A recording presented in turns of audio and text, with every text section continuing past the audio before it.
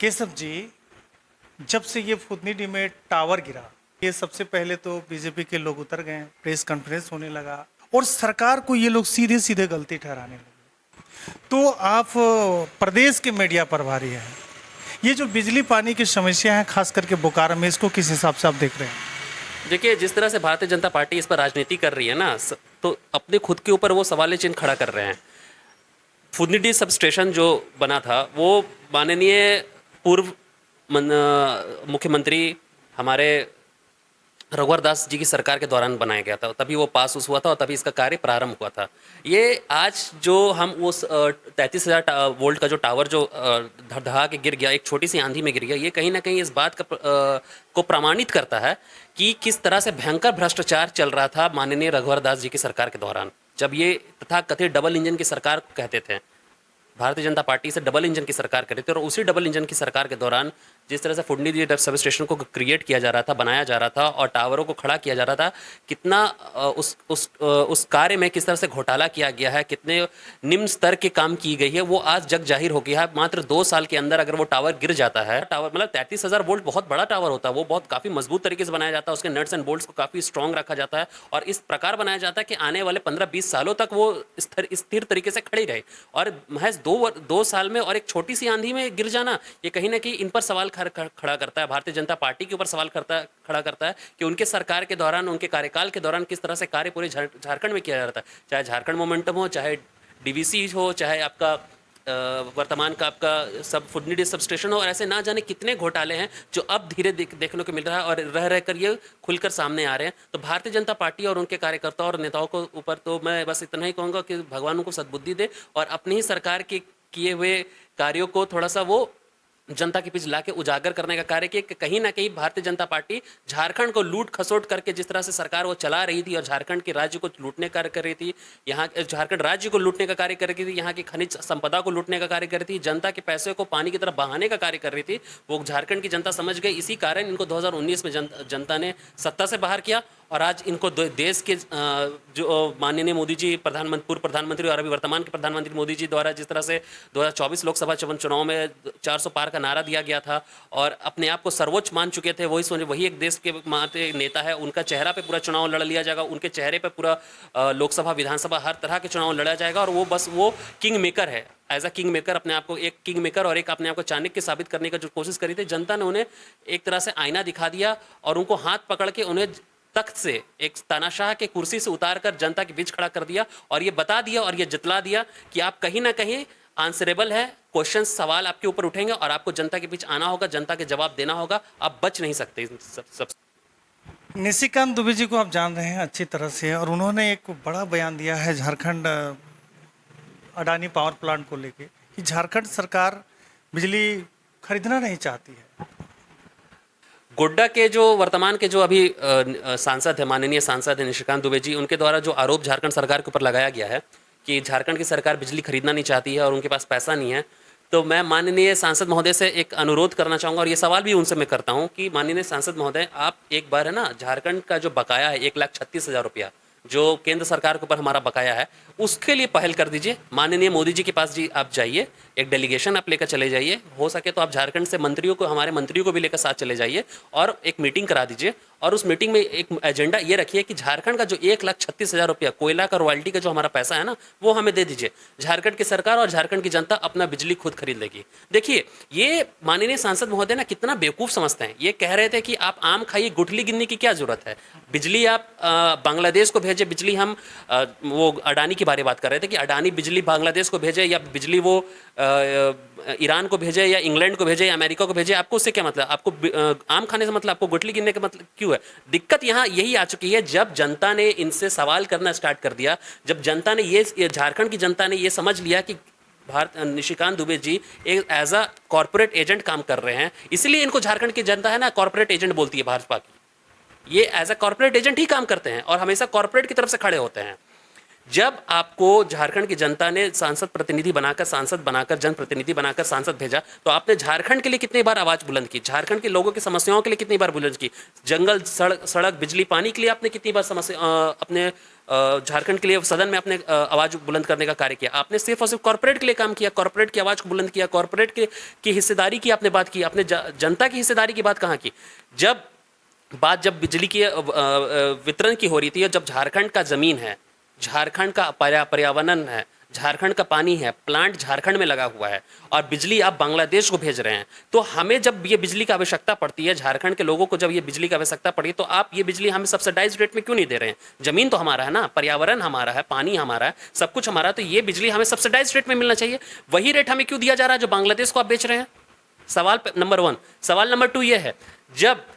कोयला आप हमसे लीजिएगा नहीं, झारखंड का कोयला बिल्कुल नहीं है। अडानी जो इस समय पावर प्लांट में, जिस तरह से गोड्डा के पावर प्लांट में जो बिजली उत्पादन कर रहा है, उसमें जो कोयला का इस्तेमाल हो रहा है, वो कोयला झारखंड का नहीं है, वो कोयला इंडोनेशिया और ऑस्ट्रेलिया से आ रहा है। तो जब ऑस्ट्रेलिया, और अभी सीएजी का एक रिपोर्ट आया था जिसमें ये आरोप लगाया गया, ये पूरा आरोप है, सीएजी का एक आरोप है कि अडानी ने थर्ड ग्रेड क्वालिटी का, मैं बताना चाहूँगा कि थर्ड ग्रेड क्वालिटी का कोयला इंडोनेशिया और ऑस्ट्रेलिया से खरीदकर भारत सरकार को भी बेचा है, और उसी कोयला का इस्तेमाल ये अडानी अपने गोड्डा के पावर प्लांट में भी इस्तेमाल कर रहे हैं बिजली उत्पादन में। जब आप थर्ड ग्रेड क्वालिटी का कोयला इस्तेमाल करते हैं, तो कहीं ना कहीं प्रदूषण 3 से 4 गुना ज़्यादा अधिक होता है,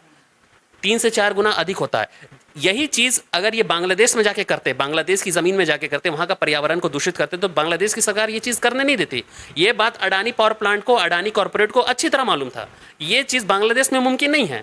ये चीज़ कहाँ मुमकिन है? ये चीज़ मुमकिन है झारखंड में। एक तो झारखंड बांग्लादेश से सीमावर्ती इलाका है,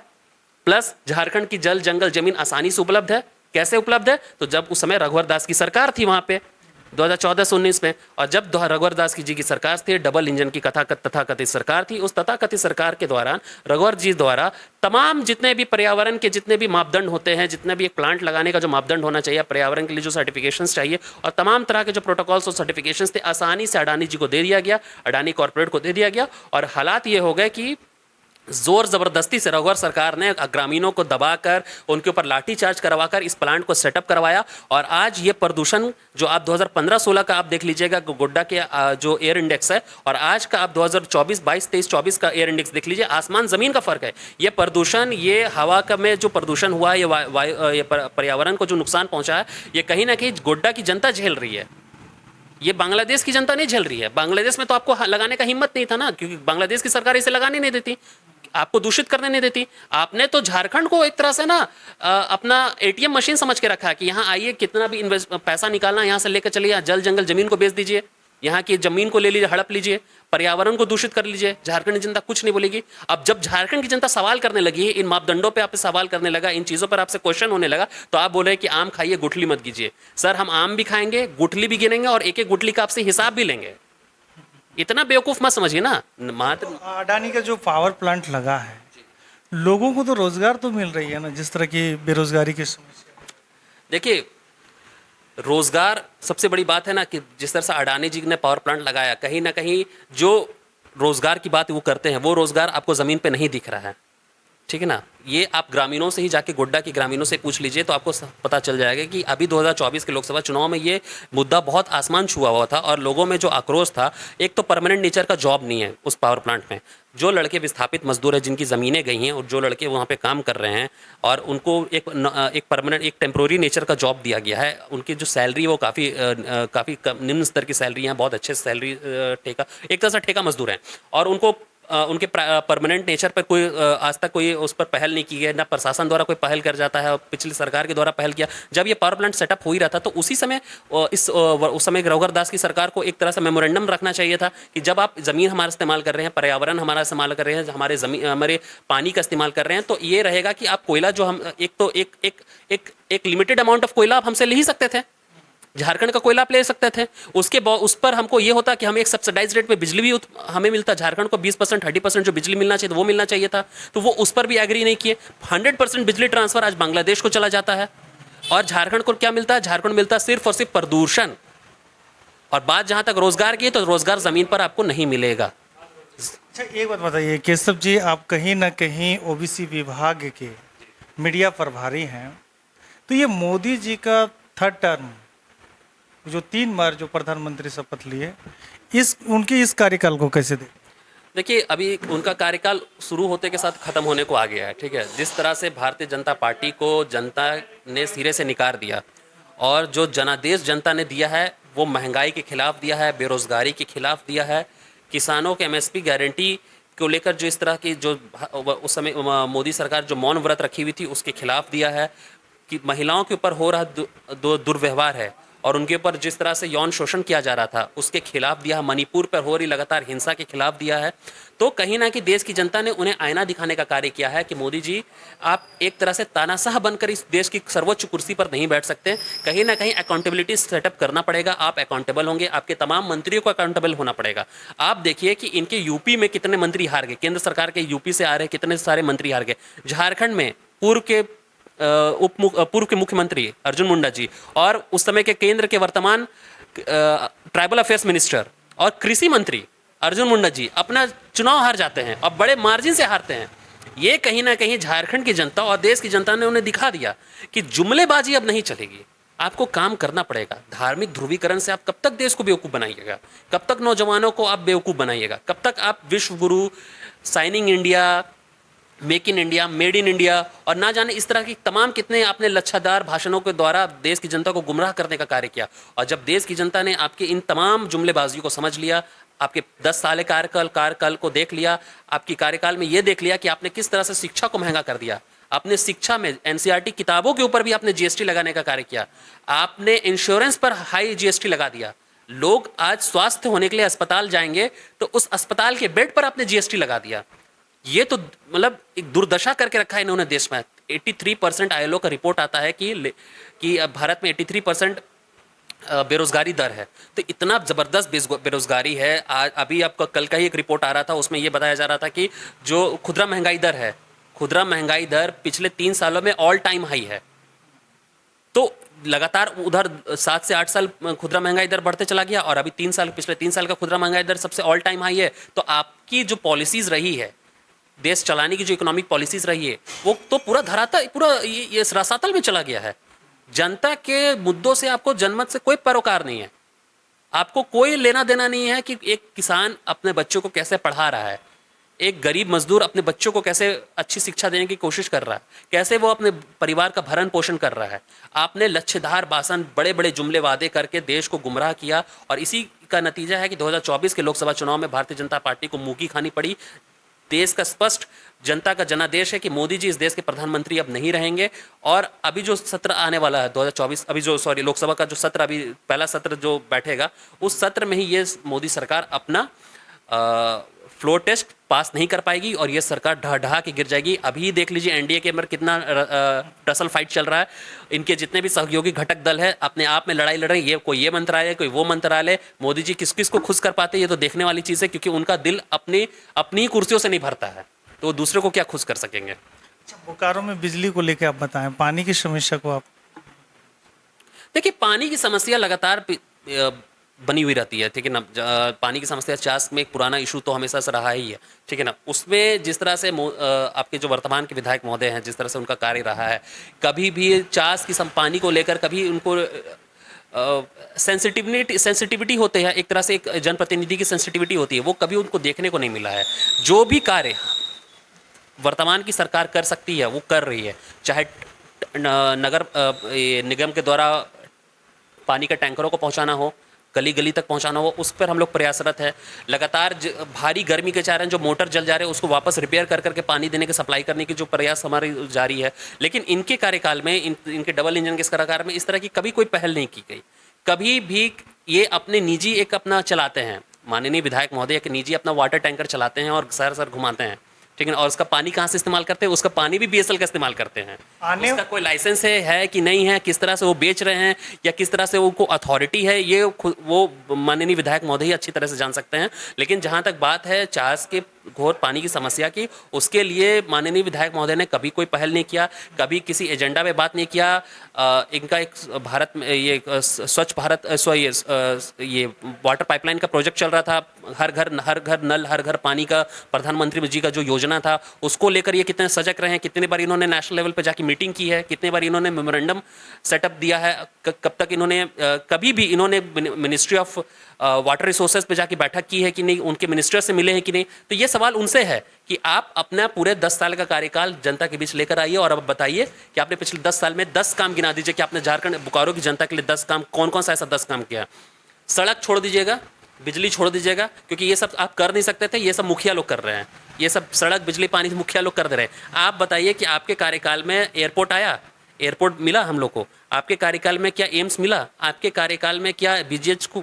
की जो दुर्दशा हो चुकी है वो दुर्दशा ठीक हुई? बियाडा की जो दुर्दशा, उस दुर्दशा को ठीक किया? विस्थापितों के जो मुद्दा था यहाँ पे, विस्थापितों की जो लड़ाई है, जिन मुद्दों के लिए लड़ाई लड़ रहे हैं, उन मुद्दों के लिए आपने कुछ किया? यहाँ की शिक्षा चरमराती शिक्षा व्यवस्था के लिए आपने किया? यहाँ की चरमराती स्वास्थ्य सेवाओं के लिए आपने कुछ किया? तो पिछले 10 वर्षों में आपने अपना 10 कार्य गिना दीजिए, हम मान जाएंगे माननीय विधायक महोदय ने बोकारो की जनता के लिए कुछ किया है। आने वाले 2-4 महीने के बाद या 5 महीने के बाद में यहाँ विधानसभा का चुनाव है, क्या मैसेज रहेगा आपके तरफ? देखिए, मेरा मैसेज बोकारो की जनता से खासकर यही है, बोकारो की जनता को लेकर यही है कि देखिए, कांग्रेस पार्टी राहुल गांधी जी के नेतृत्व में लगातार पूरे देश में, ना सिर्फ झारखंड में, पूरे देश में एक मुहिम छेड़ के रखी है कि हिस्सेदारी की, जिसकी जितनी हिस्सेदारी उसकी उतनी भागीदारी,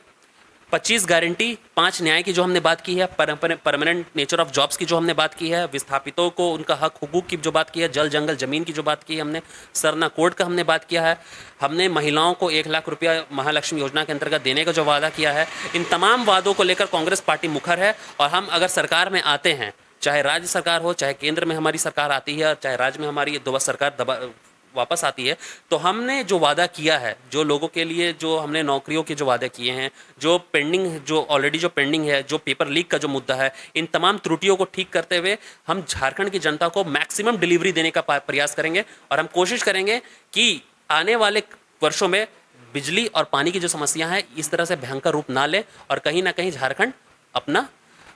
बोकारो जिला और बोकारो अपना सुनहरा दौर वो देख सके जो एक समय वो हुआ करता था, एक रियल स्टील सिटी जो कहते थे बोकारो शहर को, इस्पात नगरी, जहाँ हर तरह की बिजली, पानी, हर तरह की जो सुविधाएं हुआ करती थी, जो शिक्षा व्यवस्था जहाँ की सबसे टॉप की होती थी और प्रदेश के लोग दूसरे प्रदेश के बच्चे हमारे राज्य में आके, हमारे जिले में आके पढ़ाई करते थे, वो चीज़ हमें वापस दिलाने का प्रयास करेंगे और हम बोकारो में विशेष करके इंजीनियरिंग कॉलेज और मेडिकल कॉलेज की स्थापना करने का पुरजोर प्रयास करेंगे। झारखंड के राजनीतिक में एक नया चेहरा सामने आया है, जयराम महतो जी, उनकी क्या भूमिका रहेगी या क्या प्रभाव रहेगा ये विधानसभा? देखिए, जहाँ तक बात है जयराम महतो जी के, तो देखिए ही इज़ यंग, वो काफ़ी युवा हैं, एनर्जेटिक है। जिस तरह से युवा लोगों की उन्होंने टीम क्रिएट की है और जनता के मुद्दों की बात करते हैं, जल जंगल ज़मीन और हुकूक की बात करते हैं, भागीदारी की बात करते हैं, तो मैं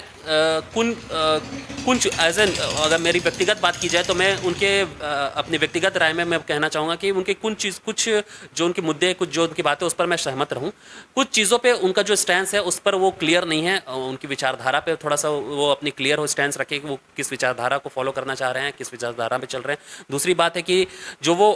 एक एक्सट्रीम साइड लेते हैं, कहीं ना कहीं देखिए, आप बात जब बाहरी भीतरी की करने लगते हैं, जब आप बात करते हैं कि हम कि एकदम एक्सट्रीम पोजीशन लेने लगते हैं और बाहर के लोगों को आप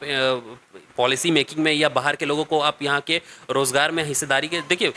आपकी हिस्सेदारी सुनिश्चित होनी चाहिए, झारखंड के लोगों की हिस्सेदारी बिल्कुल सुनिश्चित होनी चाहिए, लेकिन इसका कतई ये मतलब नहीं है कि आप यहाँ के जो बाहर के लोग यहाँ पे आके अपना सेवा दे सकते हैं, जो अपनी महत्वपूर्ण योगदान दे सकते हैं झारखंड को सुनहरा बनाने में, झारखंड के डेवलपमेंट में, उसको नकारा नहीं किया जा सकता। अगर हमने कहीं ना कहीं डेवलपमेंट देखा यहाँ, जो आज के दौर में जो अच्छा हाईटेक स्कूल्स है, वर्तमान में प्राइवेट ही स्कूल्स है, पर जो स्कूल्स आए हैं, पब्लिक स्कूल्स जो आए हैं, चाहे मिशनरी स्कूल्स हों या चाहे प्राइवेट स्कूल्स हो, और अच्छी गुणवत्ता की जो शिक्षा यहाँ उपलब्ध हुई है, तो कहीं ना कहीं बाहर के लोगों का इसमें महत्वपूर्ण योगदान रहा है, तो इसको हम लोग नकार नहीं सकते। और भी जहाँ के यहाँ के जो पब्लिक सेक्टर यूनिट्स आई हैं, PSUs आई हैं, और उसके चलते जो टेक्नोलॉजी झारखंड को मिली है, जो नए नए